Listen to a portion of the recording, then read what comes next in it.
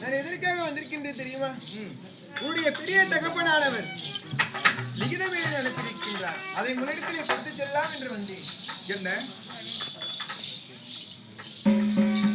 வந்தவர் நம்மை பார்த்து அனைவரும் சென்று அடிபணிந்தோம்.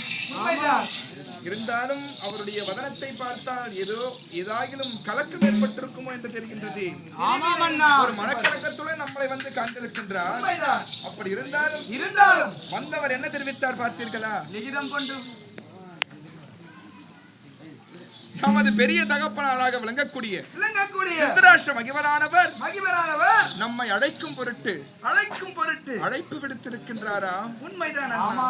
அப்படி இருந்தாலும் எவ்வாறு அழைப்பு விட்டிருக்கிறார், எதற்காக அழைத்திருக்கிறார் என்பதை தெரிவிக்கின்றார். அகட்டு மகனே,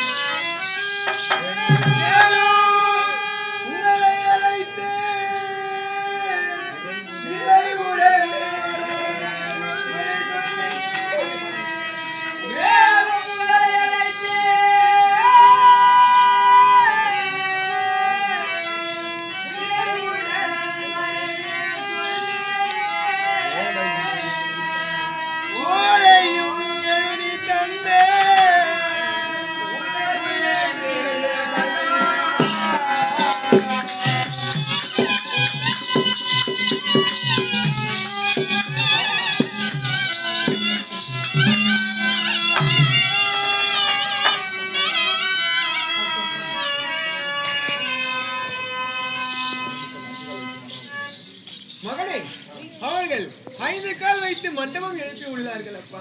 அப்படியா? ஆமாம், அதை காண வேண்டி உங்களுக்கு லிகிதம் அனுப்பியிருக்கின்றார். என்னுடைய பெரியப்பாவாக விளங்கக்கூடிய திருதராஷ்டிரர் ஆனவர் 5 கால் மண்டபம் ஒன்று தயார் செய்திருக்கின்றார். அதை காணும் பொருட்டு உங்களை இங்கு அனுப்பி போலையை கொடுத்து எங்களை அஸ்தினாபுரத்திற்கு வர சொல்லி இருக்கிறார். ஆமா மகனே. இருந்தாலும் சித்தப்பா, மகனே, தகப்பனார் அழைத்தடும்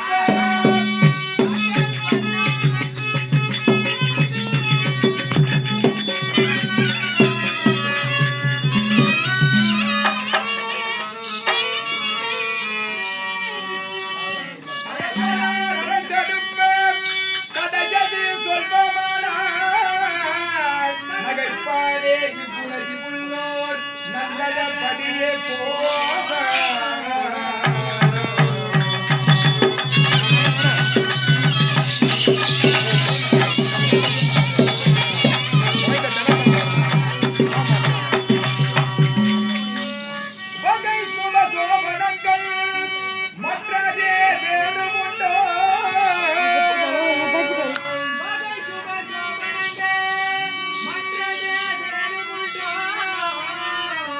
புகைப்பட வரவே சொன்ன சூழ்ச்சியை உரை செய்கிறே.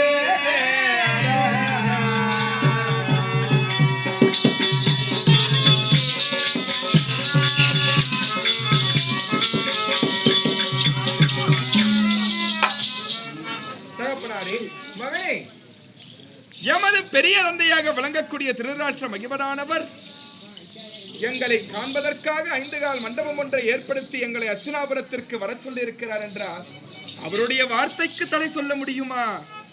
ஆகையால் அப்படி இருந்தாலும் அவர் கைப்பட எழுதி வரவிட்ட ஓலையிலே என்ன இருக்கிறது என்பதை நீங்கள் தெரிவிக்கின்றீர்களா? அதை நீங்களே படித்துக் கொள்ளலாமே. அப்படியா? ஆமாம். அப்படியே ஆகட்டும், நீங்கள் அமருங்கள்.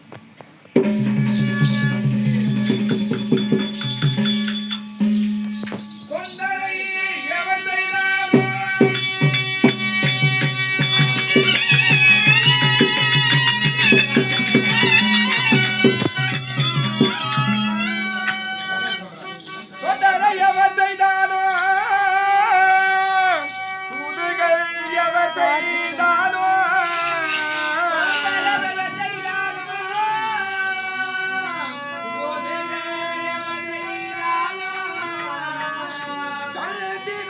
எவர் செய்தாலும் தர்மமே ஜெயமென்றே.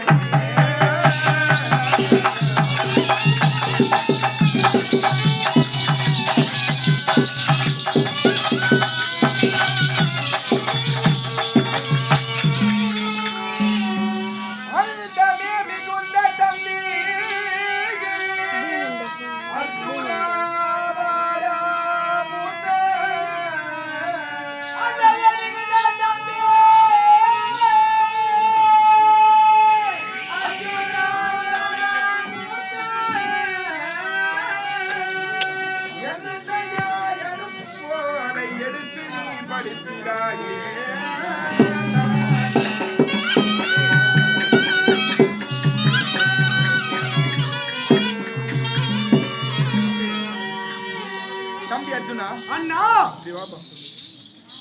பார்த்தாயா? ஆமாம் அண்ணா. நமது தந்தையாக விளங்கக்கூடிய திருதராஷ்டிரன் நம்மை காணும் பொருட்டு லிகிதம் எழுதியிருக்கின்றார். ஆமாம் அண்ணா. ஆகையால் இந்த லிகிதத்தை திறந்து அதிலே அவர் என்ன குறிப்பிட்டிருக்கிறார் என்பதை படித்து காண்பிக்கின்றாயா? கண்டிப்பாக காண்பிக்கிறேன் அண்ணா.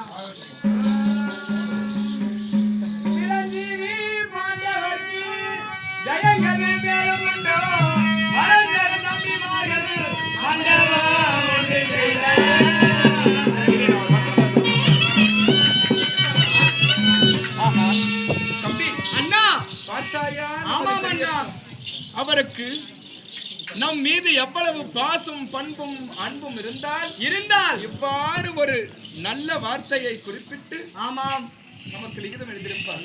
சிரஞ்சீவி பாண்டவருக்கு ஜெயங்கள் மேன்மேலும் உண்டா. இந்த வார்த்தையை அவர் எதிர்பார்த்திருக்க முடியாது. இருந்தாலும் மேலும் வாசியடா தம்பி. நிரந்தரமாக வந்து நீங்களும் பார்க்க வேண்டும்.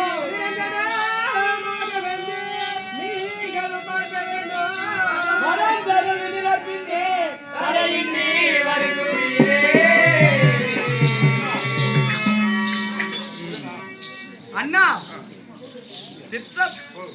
மண்டபம் ஒன்றை உருவாக்கி இருக்கிறார். ஆகையால் விதுரரார் அவர் முன் செல்ல அவரை பின்தொடர்ந்து அஸ்தினாபுரத்தில் வர சொல்லுகிறார்கள் அண்ணா. வர சொல்லிருக்கிறார்களா? ஆமாம் அண்ணா. சரி தம்பிமார்களா, அண்ணா பார்த்தீர்களா? நமது பெரிய தகப்பனார் அவர் வர சொல்லிருக்கிறார் என்றால் அவருடைய வார்த்தைக்கு தடை சொல்ல முடியுமா? ஆகையால் தம்பிமார்களா, அண்ணா அனைவரும் புறப்படுங்கள் அஸ்தினாபுரத்திற்கு.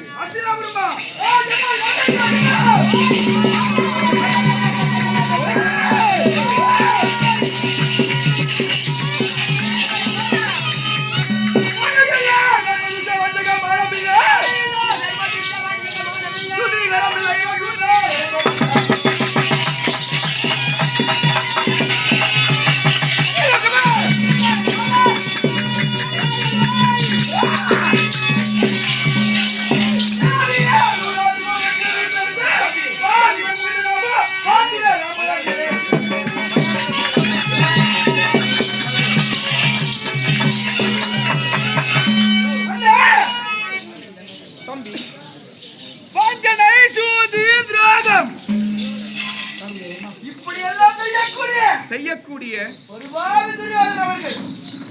அப்பேற்பட்ட பாவிகள் அழைத்தா போகலாமா? ஆகையால் தவிர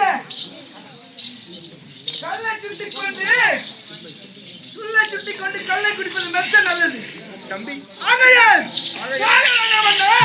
வேண்டாம் தம்பி வேண்டாம் அண்ணா. நான் சொல்வதை கேளப்பா. என்ன வேண்டாம்? இவ்வளவு கோபம் தேவையில்லை, சற்று பொறுப்பாய். அண்ணா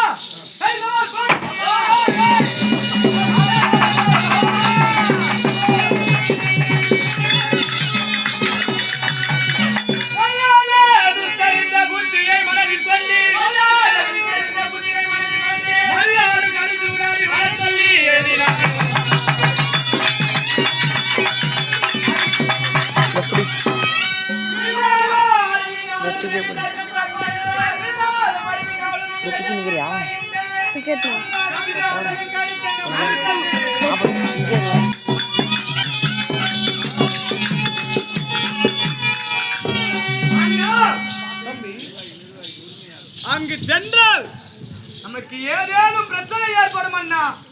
அப்படி ஆதலால் செல்ல வேண்டாம் அண்ணா.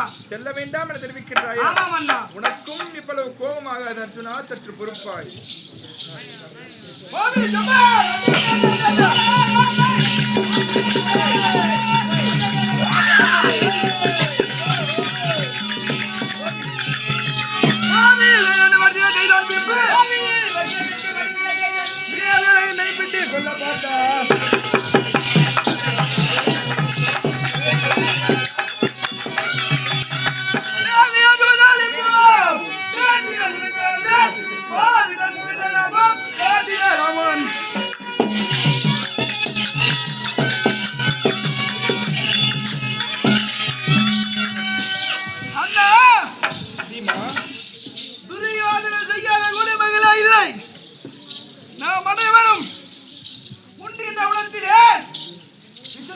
கொல்ல பார்த்தா உண்ணுகின்ற உணவிலே விஷத்தை வைத்தான். அது மட்டுமா, படுக்கின்ற அறையிலே பாம்புகள் விட்டு கொள்ள பார்த்தான். குளிக்கின்ற ஜலத்திலே விஷ நட்டு பார்த்தான். உண்கின்ற உணவிலே விஷத்தை கலந்தான். ஆகையால் ஹஸ்தினாபுரம் போக வேண்டாம் அண்ணா. நான் சொல்வதை கேளுங்கள். ஒரு தம்பி பீமா, இவ்வளவு கோபம் ஆகாது.